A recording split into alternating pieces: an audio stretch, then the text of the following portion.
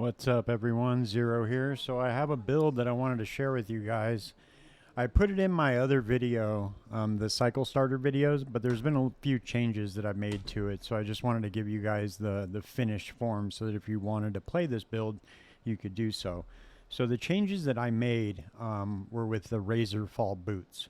So now what this says is Aerial Assault's burst of feathers includes 2 umbral blades per 30 dexterity. So the name of the game is going to be stacking dexterity, because the more dex you get, the more umbral blades you'll drop. And I don't know if you've tried this build before, but the umbral blades all stack up onto the single target. So you could get like 6 to 8 umbral blades on one enemy. It just destroys them. It saws right through them. So it's a really powerful build. Last cycle, I was able to push up to 800 corruption with this build. I have not had a lot of time due to my work schedule and stuff to be like min-maxing and pushing. So this is going to be really the first weekend that I've gotten to play a lot.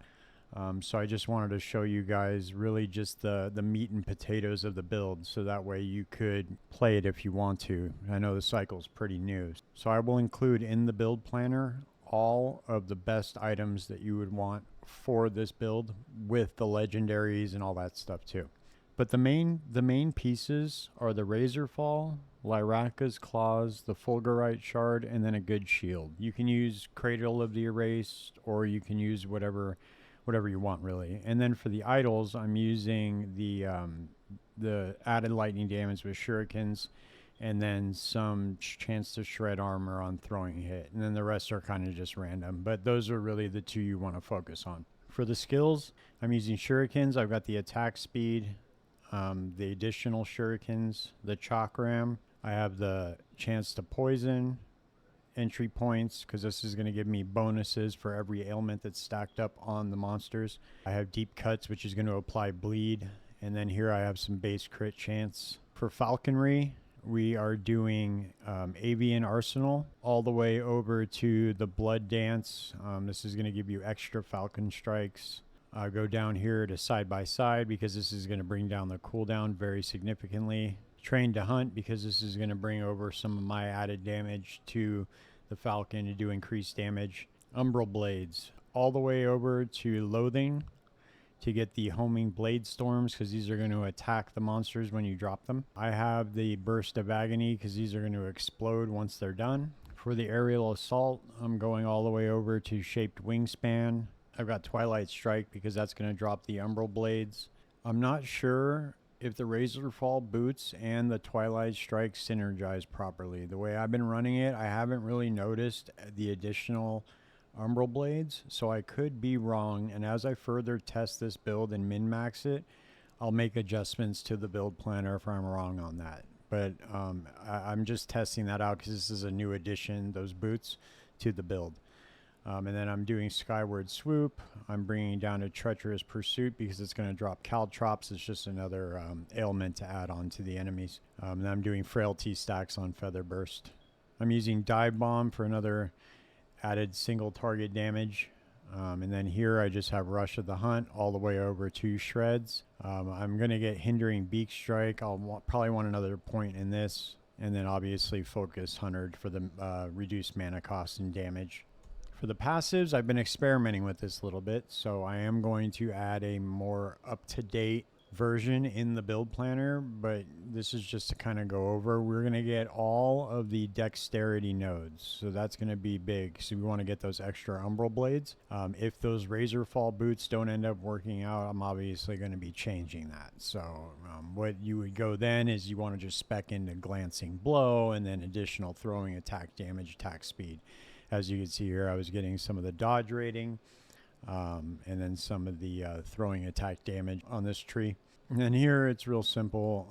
I need to respec out of this, obviously. I'm not going to be using this, but I'm going to do Agile Hunt, Handler, Crimson Skies. I need another point into that. I'm doing Peltast, Avian Hurl. I'm doing Coordinated Fate. Ability to get Silver Shroud, which, you know, increases... Silver Shroud makes it to where if you get hit, it dodges and then gives you ward when when it consumes the stacks. Intuitive connection, this makes Falcon strikes and dive bomb instant. Relentless talons for increased damage. Evasion tactics, I'm going to max this out. I'm probably going to max out Tailwind if I have the extra points, and then Poise for the Glancing Blow. Deflect and Weave, this turns my block chance into Glancing Blow, so I have 100% or 99% Glancing Blow chance. So just to show you guys the gameplay on this is a really mobile build, so there's a lot of movement.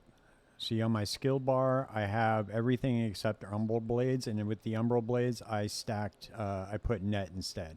So it's got really amazing single target damage, really good mobility. You can crowd control the enemies with Net. And yeah, it's a lot of fun. You can push really high corruption with this. Once I get some decent like hybrid health gear and get some max resistances, this build's going to be actually relatively tanky. And I will be able to push really high corruption with it.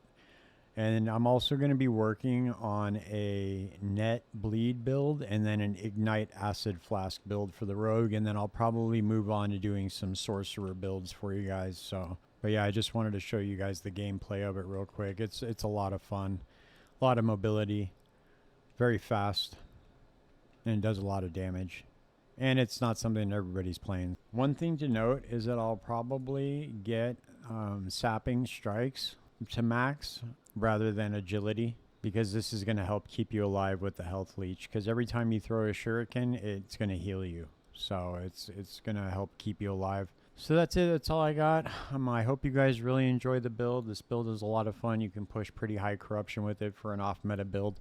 And yeah, stay tuned. If the build guide helped you out and you like this build, please consider subscribing to the channel, because I'm going to be coming out with a lot of stuff like this for Last Epoch, PoE, PoE 2 when it comes out, the new D4 expansion. So stay tuned. There's plenty more content to come, and I will see you guys next time. Peace.